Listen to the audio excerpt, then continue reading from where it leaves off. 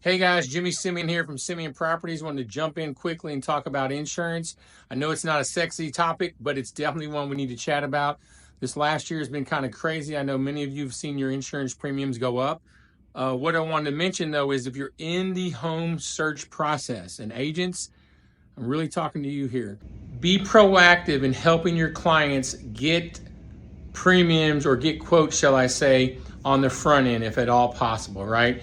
What we're finding is some people are waiting till after the option period, they're getting the premium only to figure out that it's way more. They've got sticker shock, it's way more than they ever thought it was going to be. And in some cases, it blows up their debt to income ratio with the lender, thus causing the deal to fall apart. So we don't want you to waste money on option fee. We don't want you to waste money on inspections if you can avoid it. So if at all possible, reach out to one of your local insurance agents, have them give you a quote on the front end if you can. Also, when it comes to flood insurance, if possible, inherit the existing property or the existing homeowner's policy, because that would definitely be helpful for you. So anyways, that's all I've got for today. I just want to jump in, pass that on. I hope that helps. That's my 2 cents, just saying. Y'all have a great day. Bye-bye.